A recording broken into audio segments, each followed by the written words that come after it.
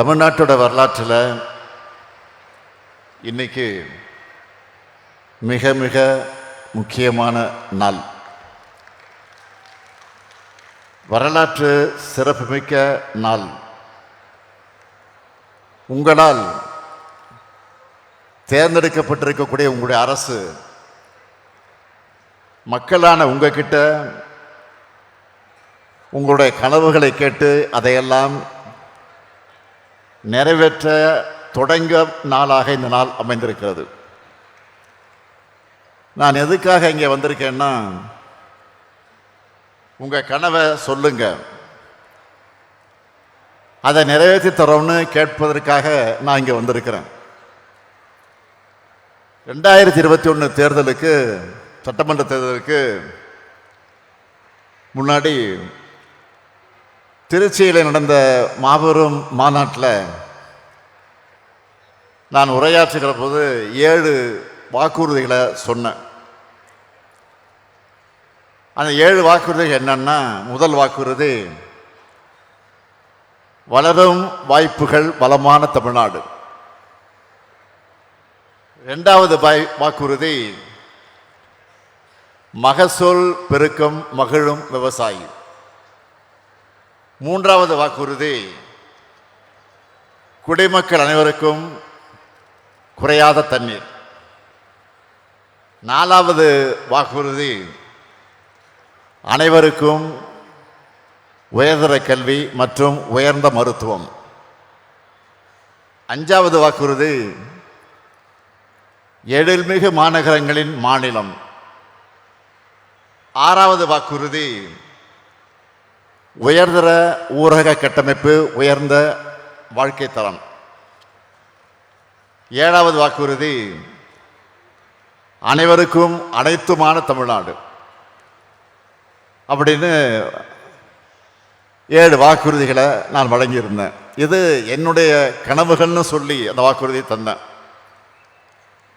இதையெல்லாம் இப்போ நாம் நிறைவேற்றிட்டு இருக்கோம். சொன்னதை செய்கிறவன் தான் உங்கள் முன்னாலே நின்று கொண்டிருக்கக்கூடிய இந்த ஸ்டாலின். பொருளாதாரத்தை உயர்த்துவோம்னு சொன்னேன். இன்னைக்கு நம்ம தமிழ்நாடு தான் 11.19 விழுக்காடு வளர்ச்சியோட இந்தியாவிலேயே பெஸ்ட் மாநிலமாக இருக்கு. இந்தியாவுக்குள்ள இன்வெஸ்ட்மெண்ட் பண்ணணும்னு எந்த நிறுவனமாவது நினைச்சா அவங்களுடைய ஃபர்ஸ்ட் சாய்ஸாக தமிழ்நாடு தான் இருக்கு.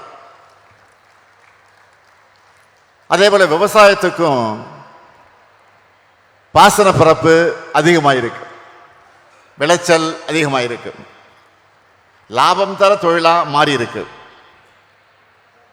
இந்தியாவிலே கல்விக்காக தமிழ்நாடு செய்கிற அளவுக்கு எந்த மாநிலமும் செய்யலன்னு பெருமையோடு சொல்ற அளவுக்கு மாதிரி பள்ளிகள், முதலமைச்சரின் காலை உணவு திட்டம், இல்லந்தடி கல்வி, புதுமை பெண் தமிழ் புதல்வன், நான் முதல்வன் செயல்படுத்திக்கிட்டு இருக்கோம். நம்ம பிள்ளைங்களும் பள்ளி கல்வி, உயர்கல்வி, போட்டித் தேர்வுகள்னு எல்லாத்துலேயும் அடித்து தூள் கிளப்புறாங்க. அடுத்து மருத்துவம். தமிழ்நாட்டோட மருத்துவத்துறை பற்றி சொல்லணும்னா, தமிழ்நாடு இப்போ மெடிக்கல் டூரிசத்தினுடைய மையமாக விளங்கிட்டு இருக்கு. வெளிநாடுகளிலிருந்தும் மருத்துவ சிகிச்சைகளுக்காக இங்கே தான் வராங்க. இந்த தரமான மருத்துவத்தை உங்கள் வீடுகளுக்கே கொண்டு வந்து சேர்க்கத்தான் மக்களை தேடி மருத்துவம்னு ஐநா மன்றமே பாராட்டுகிற திட்டத்தை நாம் செயல்படுத்தி இருக்கோம். அது மட்டும் இல்லாமல் இன்னுயிர் காப்போம், நம்மை காக்கு 48, இதயம் காப்போம், பாதம் காப்போம், நலம் காக்கும் ஸ்டாலின் ஏராளமான திட்டங்கள் மக்களுடைய உயிர்களை பாதுகாத்துட்டு இருக்கு. அடுத்து மற்ற மாநிலங்களை பார்த்தீங்கன்னா பெரும்பாலும் அந்த மாநிலத்தோட தலைநகரமும் முதல்நிலை நகரங்களும் தான் வளர்ந்துருக்கும். ஆனால் நம்ம தமிழ்நாட்டில் தான் இப்போ 2ஆம் நிலை 3ஆம் நிலை நகரங்களும் வளர்ந்துருக்கு. சாலைகள், பாலங்கள், போக்குவரத்து, குடிநீர் வசதின்னு உட்கட்டமைப்பு வசதிகளை பெற்றிருக்கு. நகரங்கள், பேருந்துகள் மட்டும் இல்லை, கிராமங்களும் வளர்ந்துருக்கு. இது எல்லாத்துக்கும் மேலே சமூக நீதி அரசை நாம் நடத்திக்கிட்டு இருக்கோம். ஆதி திராவிடர்கள், மிகவும் பிற்படுத்தப்பட்ட மக்கள், சிறுபான்மை மக்கள், மாற்றுத்திறனாளிகள், திருநங்கையர், விளிம்பு நிலை மக்கள்னு எல்லாருக்கும் பார்த்து நம்ம செஞ்சுக்கிட்டு இருக்கிறோம்.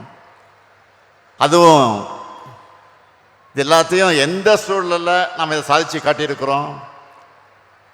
நம்ம ஆட்சி பொறுப்புக்கு வந்தப்போ கொரோனா என்ற கொடுமையான பாதிப்பு உச்சத்தில் இருந்துச்சு. நல்லது எதுக்குமே ஒத்துழைக்காத, தமிழ்நாட்டுக்கு தமிழர்களுக்கும் எதிராக மட்டுமே சிந்தித்து செயல்படக்கூடிய பாஜக அரசு தொடர்ந்து ஒன்றிய அரசில் இருக்கு. ஆட்சி பொறுப்பில் இருந்தப்போ தமிழ்நாட்டு உரிமைகளை எல்லாம் ஆமாசாமி போட்டு அடகு வச்ச அதிமுக இப்போ எதிர்கட்சி ஆனதுக்கு பிறகு உண்மைக்கு புறம்பான போலி செய்திகள் எல்லாம் உருவாக்கி அவதூறு செஞ்சுக்கிட்டு இருக்கிறாங்க, பரப்பிக்கிட்டு இருக்கிறாங்க. தமிழ்நாட்டுக்கும் ஒன்றிய அரசுக்கும் பாலமாக இருக்க வேண்டிய கவர்னர், ஆளுநர் என்கிற அந்த பொறுப்பில் இருக்கக்கூடியவர் என்ன பண்ணுறாருன்னா உங்களுக்கே தெரியும்.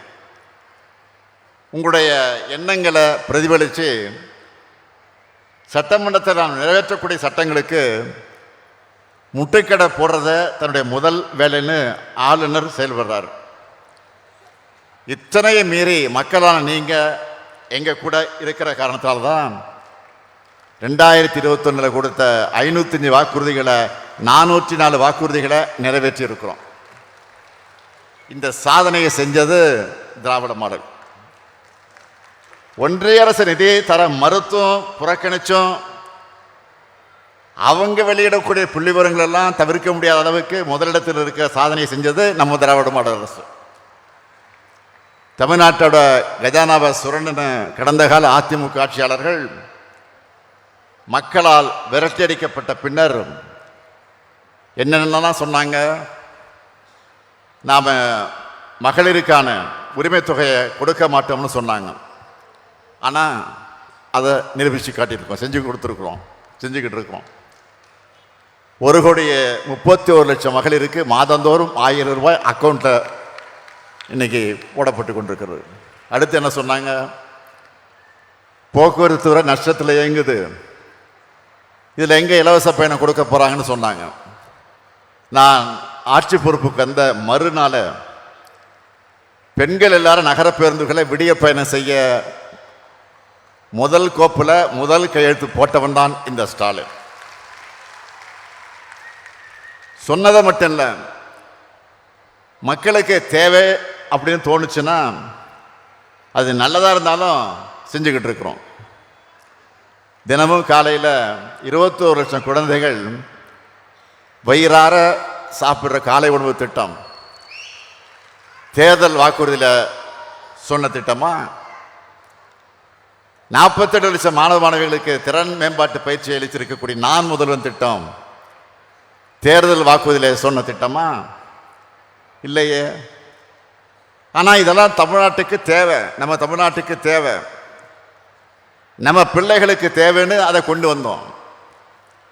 நாளைக்கு நம்ம பிள்ளைகள் வளர்ந்து மாணவர்களாக படித்து பெரிய பெரிய வேலைகளில் போய் உட்காரும்போது இந்த திட்டங்களை செயல்படுத்துனதுக்காக நம்ம திராவிட மாடல் அரசை பாராட்டுவாங்க. இன்னும் சொல்கிறேன், அதிமுக ஆட்சி காலத்தில் தமிழ்நாட்டுக்கு வரணும்னு சொன்னால பல தொழில் நிறுவனங்கள் பின்னங்கால் பிடரி அடிபட்டு தலைதறிக்க ஓடுனாங்க. ஆனால் நம்ம திராவிட மாடல் ஆட்சியில் 10 லட்சம் கோடி ரூபாய் மதிப்பிலான முதலீடுகளை நாம் எடுத்திருக்கிறோம். ரெக்கார்ட் பண்ணால் ரெக்கார்டை பிரேக் பண்ண முடியாத அளவுக்கு பண்ணணும். இதுதான் என் பாலிசி. இன்னும் கூட சொல்கிறேன், 2 லட்சம் விவசாயிகளுக்கு இலவச மின் இணைப்பு, 4000 கோயில்களுக்கு குடமுழுக்கு, 8000 கோடி ரூபாய்க்கு மேலான கோயில்களின் சொத்துக்களை மீட்டிருக்கோம். அரசு ஊழியர்களுடைய 22 ஆண்டு கால கோரிக்கையான பென்ஷன் திட்டம் கடந்த 4 ஆண்டுகளில் ஒவ்வொரு மாவட்டத்துக்கும் 2 முறை 3 முறை நாம் பயணம் செஞ்சு அரசு விழாக்கள் மூலமாக 40 லட்சத்துக்கும் அதிகமானதுக்கு நலத்திட்ட உதவிகளை வழங்கியிருக்கிறேன். இப்போ கூட இந்த பொங்கல் மகிழ்ச்சி பொங்கலாக இருக்கணும், அதற்காகத்தான் பொங்கல் பரிசா 3000 ரூபாய் தரோம். இப்படி உங்கள் தேவைகளை உணர்ந்து நல்ல பல திட்டங்களை செஞ்சுட்டு இருக்கக்கூடிய உங்கள் திராவிட மாடல் அரசுகிட்ட உங்களுடைய கனவுகளை நீங்களே சொல்லணும்னு உருவாக்கி இருக்கக்கூடியது தான் இந்த உங்கள் கனவை சொல்லுங்க திட்டம். இன்னையிலிருந்து 30 நாட்களுக்கு, நல்லா கவனிச்சுக்கோங்க, இன்னையிலிருந்து 30 நாட்களுக்கு தமிழ்நாட்டில் இருக்கக்கூடிய எல்லா குடும்பங்களையும் எங்கள் டீம், அரசின் சார்பில் தன்னார்வர்கள் நியமிக்கப்படுறாங்கள அந்த டீமை வந்து உங்களை சந்திப்பாங்க. அவங்க கிட்ட உங்கள் கனவுகளை சொல்லுங்க. அதையெல்லாம் அவங்க டிஜிட்டல் முறையில் பதிவு செஞ்சுப்பாங்க. அதை எல்லாத்தையும் ஆய்வு செஞ்சு தமிழ்நாட்டுக்கான ஒரு மாபெரும் கனவு திட்டத்தை அறிவிக்க போகிறேன். 2030ஆம் ஆண்டுக்கான தொலைநோக்கு பார்வை கொண்டதா அந்த கனவு திட்டம் இருக்கும்.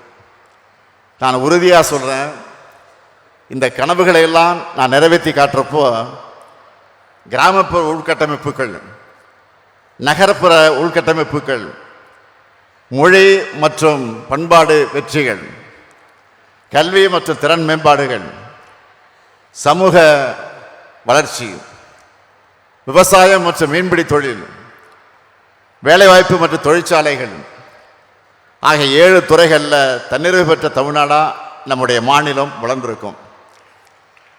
பேரறிஞர் அண்ணா அவர்கள் தான் சொல்வார், மக்களிடம் செல், அவர்களோடு வாழு, அவர்களை நேசி, அவர்களிடமிருந்து கற்றுக்கொள், அவர்களுக்கு தெரிந்ததிலிருந்து தொடங்கு, அவர்களிடம் இருப்பதிலிருந்து கட்டுமானம் செய், பணி முடிந்த பிறகு அவருக்கு திருப்தியை ஏற்படுத்திவிட்டு திரும்பி வான்னு சொன்னார்.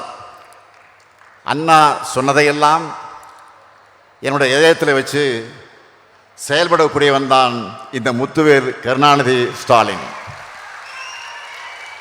அதனால்தான் ஒரு கட்சியின் ஆட்சியாக இல்லாமல் ஒரு இனத்தின் ஆட்சியாக திராவிட மாடல் ஆட்சியை நடத்திக்கிட்டு இருக்கோம்.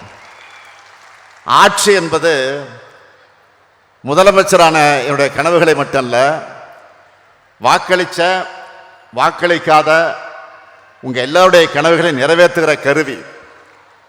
அப்படி உங்கள் கனவுகளை கேட்டு நிறைவேற்றும் போது தான் உங்கள் குடும்பங்கள் முன்னேறும், மகிழ்ச்சி அடையும். உங்கள் கனவுகள் நிறைவேறும்னா தமிழ்நாடு முன்னேறும், வளர்ச்சி அடையும். வரலாற்றை புரட்டி பாருங்க. நாம் கனவு கண்டா நிச்சயம் நம்மோட உழைப்பால் அதை நிறைவேற்றுவோம். சுயமரியாதையும் சமத்துவமும் பகுத்தறிவுமிக்க சமூகமாக நம்ம தமிழ் சமூகம் தலை நிமிரணும், சமூக நீதி நிலை பெறணும், ஒடுக்கப்பட்டவருடைய குரல்கள் கேட்கப்படணும், எல்லோருக்குமான ஆட்சி அமையணும்னு தந்தை பெரியார், பேரறிஞர் அண்ணா, தலைவர் கலைஞர் ஆகியோர் கனவு கண்டாங்க. அதனால தான் இன்னைக்கு நாம் எந்த ஆதிக்கத்துக்கும் தலைகுனியாம வெல்வோம் ஒன்றாகன்னு மண் மொழி மானம் காக்க நிமிர்ந்து நிற்கிறோம். நாடே திரும்பி பார்க்கிற நம்பர் 1 மாநிலமாக இருக்கிறோம். இப்போ நாம் அடுத்த கட்ட கனவை காண வேண்டிய நேரம். உறுதியாக சொல்கிறேன், உங்கள் கனவுகளை நான் நிறைவேற்றுவேன். உங்கள் கோரிக்கைகளை நான் திட்டங்களாக உருவாக்கி தருவேன். உங்கள் எண்ணங்களுக்கு உருவம் கொடுப்பேன். நம்மோட தமிழ்நாட்டை தலை சிறந்த மாநிலமாக உயர்த்துவேன். இதுதான் இந்த முத்துவேல் கருணாநிதி ஸ்டாலின் 2026 தேர்தலுக்கு தரக்கூடிய வாக்குறுதி. நம்முடைய கனவு நனவாகும். தமிழ்நாடு வெல்லும் வெல்லும் வெல்லும். நன்றி, வணக்கம்.